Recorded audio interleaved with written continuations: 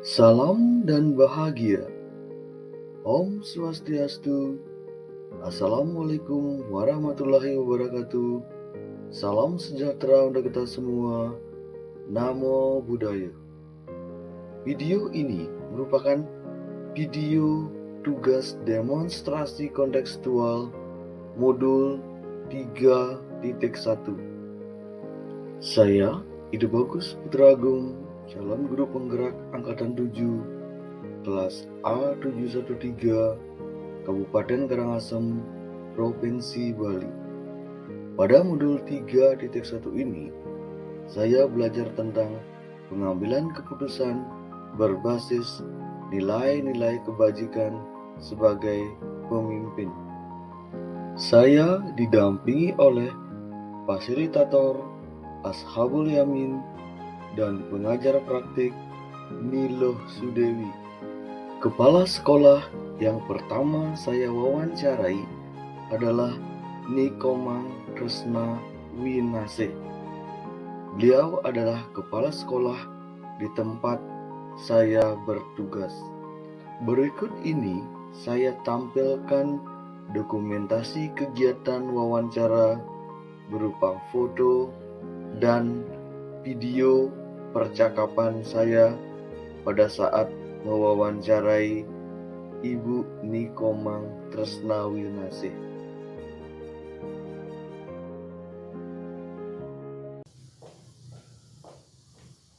Om Swastiastu, Bu. Om Swastiastu, Gadis. Selamat pagi. Ya, pagi. Bagaimana kabarnya hari ini? Alhamdulillah baik, sehat walaupun. Iya, terima kasih. Juga kan? Iya, sehat. Terima kasih. Seperti penyampaian saya kemarin, terkait dengan saya mohon izin untuk melakukan kegiatan wawancara. Perlu juga saya sampaikan, kegiatan wawancara ini adalah rangkaian dari kegiatan saya mengikuti pelatihan calon guru penggerak Angkatan 7, yang mana pada pelatihan tersebut ada meminta tagihan yang berupa mewawancarai kepala sekolah di tempat tugas calon guru penggeraknya. Mungkin kebetulan hari ini Ibu ada waktu luang dan berkenan untuk kita melakukan sesi wawancara ini. Mungkin bisa kita mulai? Mungkin dari pertanyaan pertama kita mulai. Selama ini bagaimana Ibu Komang mengidentifikasi kasus-kasus yang merupakan dilema etika atau bujukan moral? Jadi dilema etika dan bujukan moral. Seperti harus ketahui bahwa sebagai seorang pemimpin, apalagi di pendidikan, tentu saja pastinya banyak masalah yang akan muncul. Nah, terkait dengan dilema etika dan moral ini, tentunya kita harus melihat dulu dilemanya itu seperti apa. Apa kedua belah pihak menunjukkan hal yang baik dan merugikan satu belah pihak, atau sama-sama menguntungkan. Nah, dari situ kita harus mengidentifikasi dulu permasalahan tersebut, kan itu dan kita juga harus mendapat respon dari kedua belah pihak. Kalau itu sama-sama benar dan sama-sama menguatkan, nah bagaimana kita dari identifikasi tersebut kita bisa memetakan kemudian setelah mengidentifikasi tersebut. Nah, setelah dipetakan baru kita mencari solusi terbaik dalam hal ini. Dan di sini kita juga diperlukan tingkat kedewasaan kita, tingkat keikhlasan kita untuk mendapatkan solusi terbaik dalam pemecahan masalah tersebut. Mungkin begitu, Bagus. Baik, untuk pertanyaan kedua, selama ini bagaimana Bu Ma menjalankan dalam pengambilan keputusan di sekolah, terutama dengan kasus-kasus di mana yang ada dua kepentingan yang sama gitu, antara yang benar atau yang sama-sama mengandung nilai kebajikan. Nah, itu dia. Seperti tadi juga yang sudah sampaikan, faktor-faktor apa yang mendorong hal tersebut sampai terjadi, kan gitu. Kita tidak bisa hanya meminta meminta pertimbangan, meminta masukan dari satu belah pihak. Kita harus menghadirkan kedua belah pihak. Nah, itu di sana. Setelah itu baru kita bisa mengidentifikasi bahwa permasalahan tersebut apakah itu termasuk dilema etika atau termasuk moral. Kemudian yang ketiga, langkah-langkah atau prosedur seperti apa yang biasanya Bu Ma lakukan selama ini? Nah, dibalik lagi kalau masalah langkah-langkah kita punya istilahnya perasaan, punya hati nurani, kita tentunya tidak bisa berpihak pada salah satunya, kan begitu. Nah, dari sini kita harus tetap mengadakan introspeksi terhadap beberapa hal atau dua orang atau beberapa kepentingan gitu. Oke, faktor-faktor apa yang menyebabkan dia sampai berbuat seperti itu. Nah, seperti itu. Kemudian fakta-fakta apa yang kita temukan untuk bisa menjuruskan bahwa itu adalah permasalahan dilema etika atau moral. Seperti itu terus. Kemudian hal apa yang Bu menganggap efektif gitu dalam pengambilan keputusan khususnya dalam kasus-kasus dilema etika? Ya, tentunya hal apa yang efektif? Ya kalau membuat efektif artinya kan supaya cepat terselesaikan, kan begitu terus. Jadi yang bisa kita lakukan tentunya menyederhanakan, meminimalisir dari pokok permasalahan yang ada, kemudian baru kita imbangi dengan kebijaksanaan kita. Kemudian selanjutnya, hal apa saja yang selama ini merupakan tantangan dalam pengambilan keputusan dan kasus-kasus dilema etika yang Ibu hadapi? Nah, itu dia. Kalau masalah tantangan sepertinya banyak sih. Kemudian di sini tentunya adalah tantangannya bagi anggota sekolah yang tidak tahu permasalahan, kemudian dia hanya tahu bagaimana hasil akhirnya, kemudian mereka tidak ikut misalnya dalam hal rapat, tapi mereka harus melakukan hasil rapat tersebut. Jadi di sini bagi teman-teman yang tidak ikut rapat tentunya harus ada keikhlasan untuk melaksanakan apa yang menjadi keputusan bersama. Di situ kadang tantangannya adalah ya teman-teman seperti kontra terhadap hasil keputusan yang kita jalankan. Itu mungkin salah satunya. Kemudian bagaimana memang melakukan tata kelola atau jadwal tertentu dalam sebuah penyelesaian kasus dilema etika? Apakah ada yang langsung diselesaikan di tempat mungkin, atau memiliki sebuah jadwal khusus untuk menyelesaikannya, dan bentuk prosedurnya seperti apa yang dijalankan? Kalau jadwal sepertinya belum terjadwal, karena di sini Bu Umang langsung menyelesaikan biar tidak berlarut-larut. Kasus yang ada itu langsung kita selesaikan ya tentunya dengan koordinasi yang baik, kemudian dengan situasi kondusif tentunya. Kita tidak menimbulkan salah paham, tidak menimbulkan pemikiran-pemikiran yang negatif. Kita selesaikan bersama. Berarti tidak melakukan jadwal ketika ada permasalahan, dengan segera diselesaikan segera, untuk tidak menunda-nunda, tidak berlarut-larut. Nah, betul. Kemudian adakah faktor-faktor yang selama ini yang mempermudah atau membantu Umang dalam pengambilan keputusan, terutama dalam kasus-kasus dilema etika? Kalau faktor yang paling menentukan ya pastinya komunikasi itu.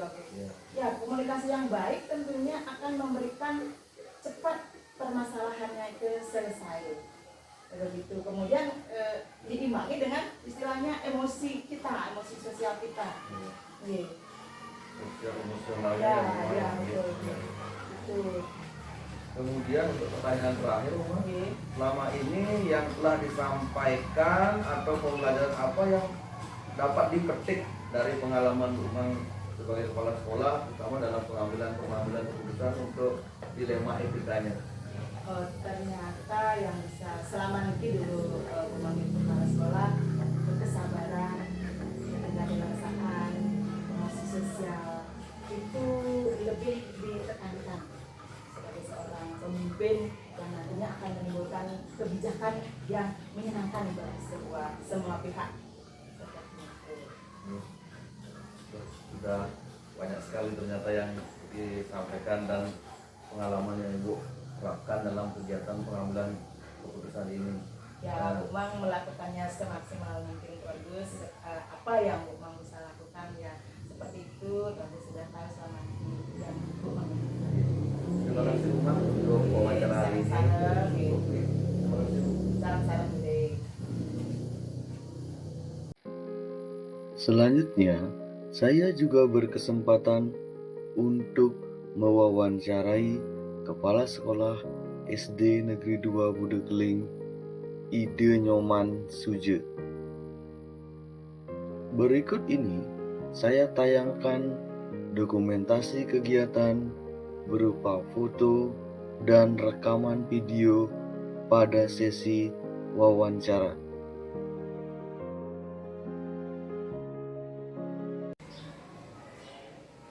Om Swastiastu.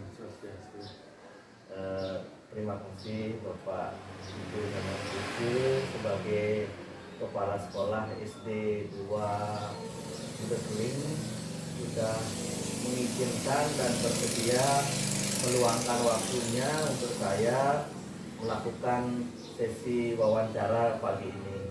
Sebelumnya mungkin mohon izin saya menyampaikan kepada Bapak Ide Nyoman Suje terkait dengan kegiatan wawancara ini merupakan sebagai rangkaian dalam pelatihan calon guru penggerak angkatan 7 yang saya ikuti.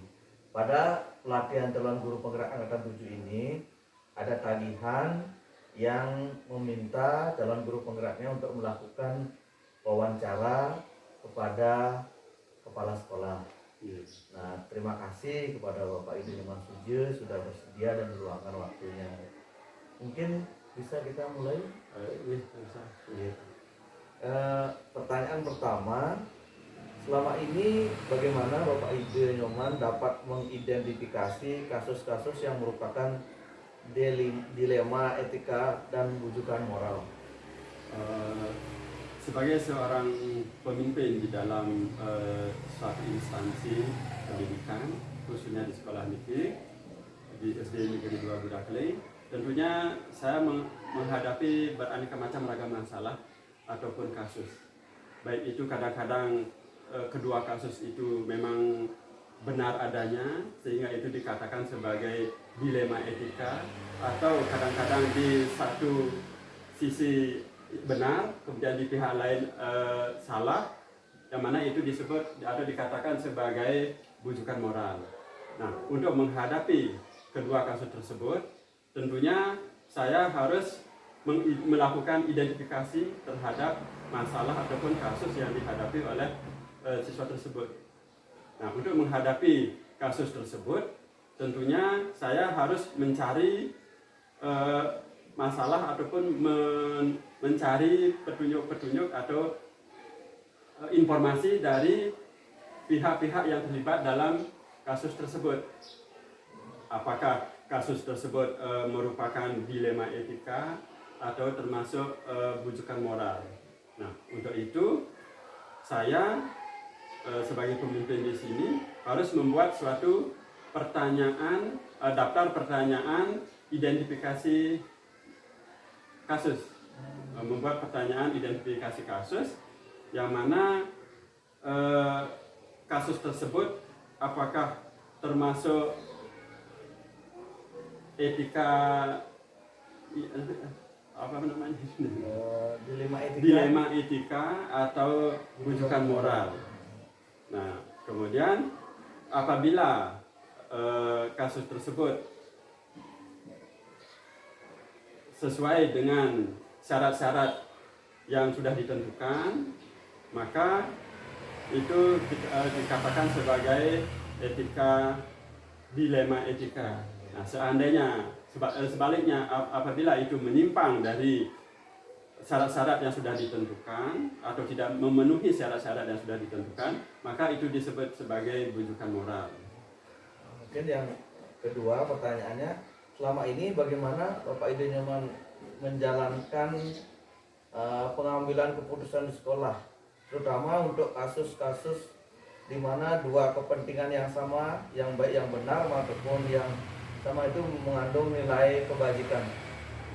Nah, untuk kasus dilema etika, saya akan mempertimbangkan kedua hal yang sama-sama benar, yang mana pembentukan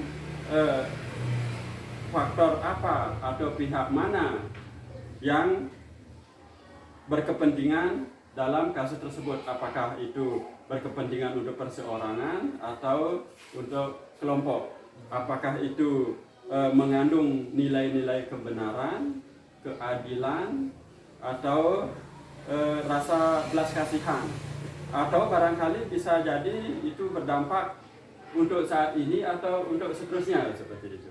Oh, iya, iya. Kemudian untuk pertanyaan ketiga, langkah-langkah atau prosedur seperti apa yang Bapak Ide Nyoman lakukan selama ini terkait dengan hal tersebut?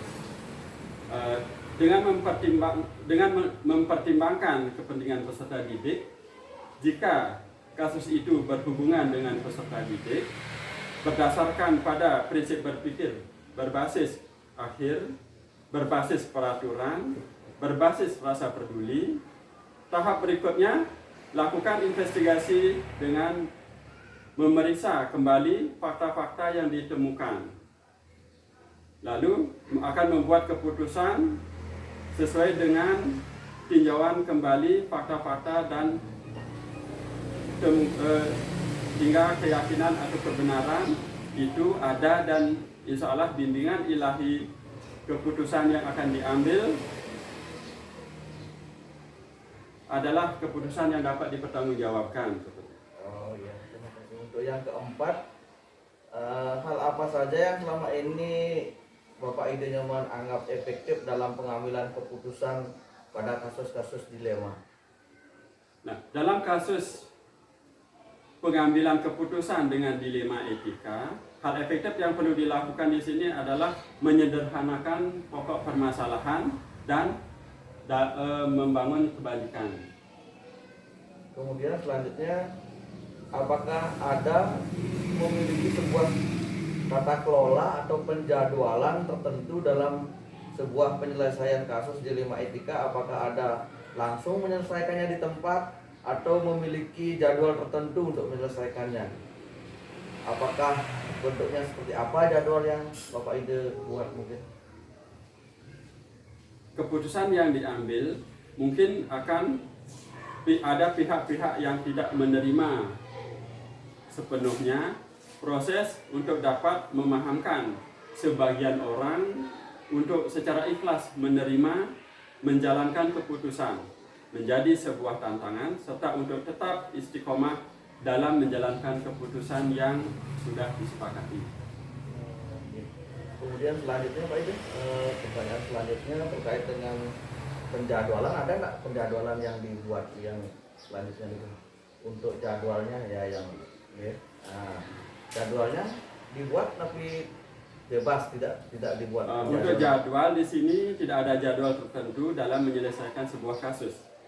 Prioritas kasus mana yang perlu diselesaikan secepatnya tergantung dari jenis kasus dan pentingnya kasus tersebut diselesaikan secepatnya agar tercipta lingkungan sekolah yang sehat, kondusif buat semua warga sekolah.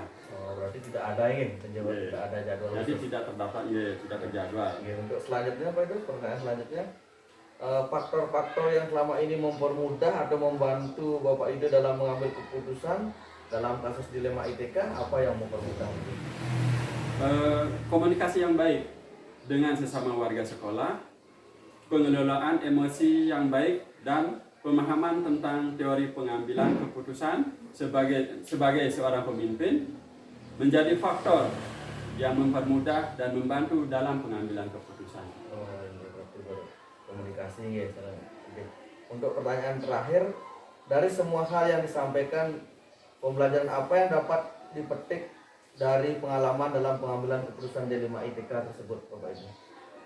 Dalam mengambil sebuah keputusan, maka mengidentifikasi jenis kasus harus bisa dilakukan lebih awal dengan melakukan pengujian, lalu dilakukan pengujian benar lawan benar untuk dapat menentukan paradigma apa yang akan kita pilih sehingga keputusan bisa diambil sesuai dengan prinsip-prinsip yang tidak merugikan siswa. Ini luar biasa sekali pemaparan dari Pak Ide dan berbagi pengalaman terkait penanganan kasus dilema etikanya. Untuk sesi wawancara kali ini saya rasa cukup. Terima kasih sekali lagi Bapak Ide sudah meluangkan waktunya dan memberikan izin atau mengizinkan saya untuk melakukan wawancara ini. Sekali lagi terima kasih dari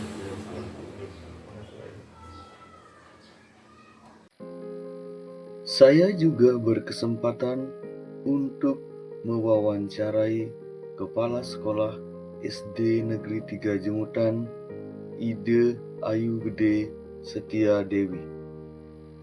Berikut ini merupakan dokumentasi berupa foto dan rekaman video pada sesi wawancara.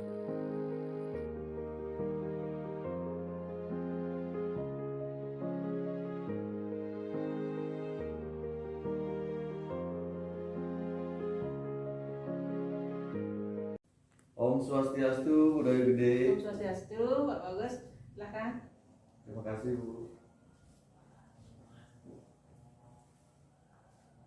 Ada yang bisa saya bantu? Mohon maaf sebelumnya Bu, saya meminta waktu Ibu sebentar untuk melakukan sesi wawancara. Perlu saya sampaikan di sini, wawancara ini merupakan kaitan dengan kegiatan pelatihan calon guru penggerak angkatan 7 yang saya ikuti, yang mana ada tugas atau tagihan yang meminta saya untuk mewawancarai kepala sekolah. Bagaimana Budaya Gede Setia Dewi bisa meluangkan waktunya atau berkenan meluangkan waktunya sebentar? Oh iya, betul bisa. Ya, terima kasih Bu. Bisa kita mulai untuk wawancaranya? Mungkin untuk pertanyaan pertama ini terkait dengan bagaimana Ibu Dayu Gede Setia Dewi mengidentifikasi kasus-kasus yang merupakan dilema etika atau bujukan moral. Iya, terima kasih. Permasalahan terkait kasus dilema etika, biasanya kalau di sini saya amati ya, itu diawali dari adanya perbedaan kepentingan dari unsur-unsur yang ada di lingkungan sekolah. Kemudian dari perbedaan kepentingan itu pastinya nanti akan menjadi suatu bahan diskusi atau isu di lingkungan sekolah. Kemudian itu yang nantinya akan menjadi bahan pembicaraan yang sampai akhirnya ke kepala sekolah. Jadi saya menyikapi hal tersebut tentunya meminta pihak-pihak yang terkait untuk melakukan koordinasi, istilahnya menyampaikan apa permasalahan yang terjadi, melakukan pendekatan, kita duduk bersama untuk bisa memperoleh suatu keputusan seperti itu. Kemudian bagaimana selama ini Budaya Gede menjalankan pengambilan keputusan di sekolah ini, terutama untuk kasus-kasus di mana adanya dua kepentingan yang sama, yaitu benar atau sama-sama mengandung nilai kebajikan. Ya, memang sulit di sini ya mengambil suatu keputusan. Tentunya seperti yang saya sampaikan tadi, kita pendekatan dulu kepada pihak yang atau unsur-unsur yang ada suatu kasus, kemudian kita dekati mereka untuk bisa menyampaikan, berkomunikasi. Tentunya saya memberikan asumsi kepada mereka bahwa setiap permasalahan itu pasti ada jalan keluar apabila kita mau mengkomunikasikan untuk bisa kita memperoleh suatu keputusan, di mana keputusan itu kita usahakan supaya tidak mengecewakan salah satu pihak, seperti itu. Baik Bu. Kemudian langkah-langkah atau prosedur apa yang biasanya Budaya Gede lakukan selama ini? Ya, langkah yang saya lakukan untuk menyikapi hal seperti ini, pertama kita amati dulu kasusnya seperti apa, kemudian jika memungkinkan kita lakukan pendekatan, kita ajak komunikasi bersama. Mari kita selesaikan permasalahan melalui komunikasi. Dan di sana tentunya saya tetap melibatkan unsur-unsur yang ada di internal sekolah ini supaya masukan yang mereka berikan saya jadikan dasar untuk mengambil sebuah keputusan bagi pihak-pihak yang memang punya masing-masing punya kepentingan yang berbeda ini. Baik. Kemudian hal-hal apa saja yang selama ini Budaya Gede anggap efektif begitu dalam pengambilan keputusan pada kasus-kasus dilema etika? Hal yang paling efektif menurut saya selama ini, saya mungkin sebagai pemimpin ya, kita kan punya kewajiban kita kan memberikan suatu keputusan. Jadi ketika memberikan keputusan kita harus mempunyai banyak referensi ya, bagaimana cara menangani kasus ini. Nah tentunya saya mengedepankan kerjasama dengan unsur-unsur pimpinan, di mana di sana saya bisa sharing, berbagi pengalaman, bagaimana caranya untuk menangani kasus seperti ini. Istilahnya saya menambah referensi dengan unsur-unsur pimpinan terkait ini. Oke, berarti selama ini Budaya Gede untuk yang efektif itu melakukan kolaborasi ya, gitu ya, berbagi dengan sesama kepala sekolah yang lain gitu. Ya, sharing. Ya. Kemudian hal-hal apa saja yang selama ini merupakan tantangan dalam pengambilan keputusan pada kasus-kasus dilema etika? Tantangan sudah pastinya ya ada ya. Ketika kita membuat suatu keputusan, sudah pasti apa yang kita putuskan itu belum tentu bisa memuaskan kedua belah pihak ya. Jadi kita berusaha membuat keputusan itu supaya ya paling tidak meminimalisir kekecewaan lah, sehingga dengan demikian ya kasus atau permasalahan ini ya bisa kita selesaikan. Kemudian apakah Budaya Gede Setiadewi memiliki sebuah tata kelola atau jadwal tertentu dalam sebuah penyelesaian kasus dilema etika? Apakah atau Budaya Gede langsung menyelesaikannya pada saat itu, atau memiliki sebuah jadwal yang untuk menyelesaikannya, bentuk prosedur atau apa yang Budaya Gede Setiadewi lakukan? Kalau jadwal khusus saya rasa saya tidak ada ya. Jadi lebih saya menyelesaikan saat itu juga.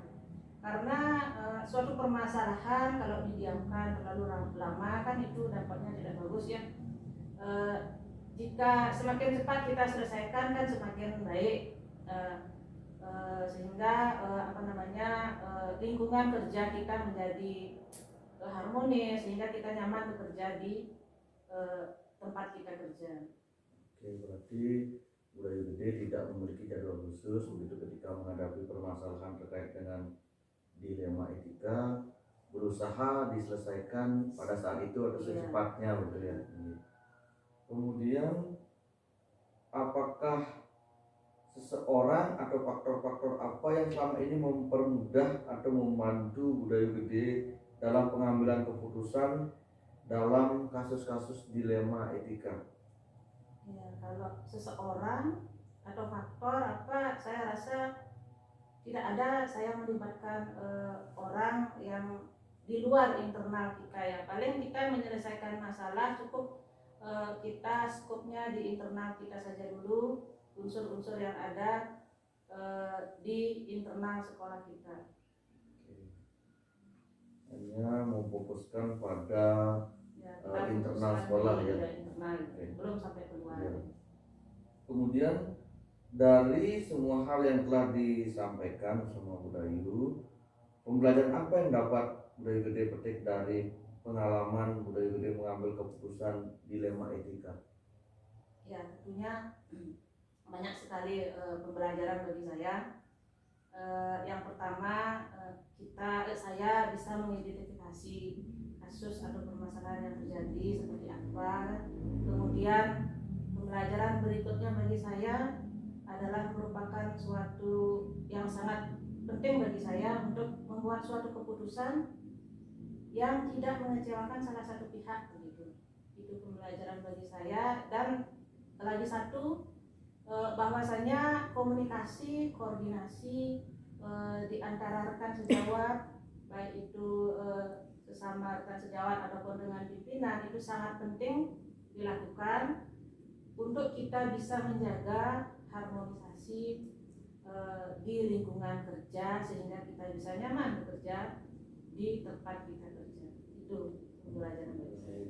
Berarti mengedepankan win-win solution dan tetap berkoordinasi, berkolaborasi dengan teman sejawat di tempat tugas Bulai Gede di SD 3 Jumutan ya Bulai Gede. Seperti itu ya. Ya, baik. Dari perbincangan ini sudah banyak sekali yang saya peroleh, baik berbagai pengalaman dari Ibu Gede sebagai kepala sekolah di SD Negeri 3 Jumutan ini. Terima kasih Bu untuk waktunya. Ya. Dan saya mohon Ibu berkenan untuk melakukan sesi foto. Yang saya lihat lingkungan sekolahnya sangat asri sekali, sejuk, rindang begitu Bu. Ya. Terima kasih.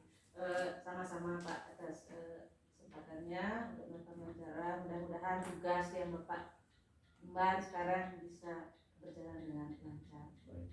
Terima kasih Bu. Ya, sama-sama untuk semua. Setelah sesi wawancara yang saya lakukan, 3 kepala sekolah tersebut sudah melakukan pengambilan keputusan dengan melakukan identifikasi masalah terlebih dahulu, melakukan diskusi dan komunikasi dengan unsur-unsur yang ada di sekolah, terutama dengan pihak-pihak yang terlibat langsung. Kemudian, ketiga kepala sekolah tersebut sudah membuat keputusan yang berpihak kepada peserta didik, bijaksana, bertanggung jawab, memaksimalkan potensi positif, dan meminimalisir potensi negatif.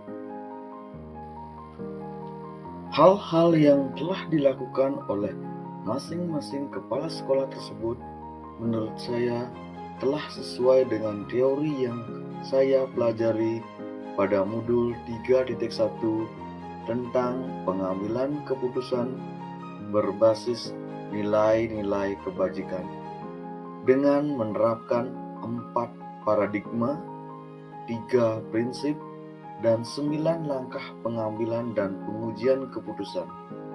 Namun, tidak semua langkah dilakukan secara runut dan ada langkah yang tidak dilakukan, seperti pengujian benar atau salah, maupun investigasi opsi trilema. Berdasarkan hasil wawancara yang saya lakukan, saya menemukan beberapa persamaan. Yang pertama, melakukan identifikasi masalah dan mengumpulkan fakta.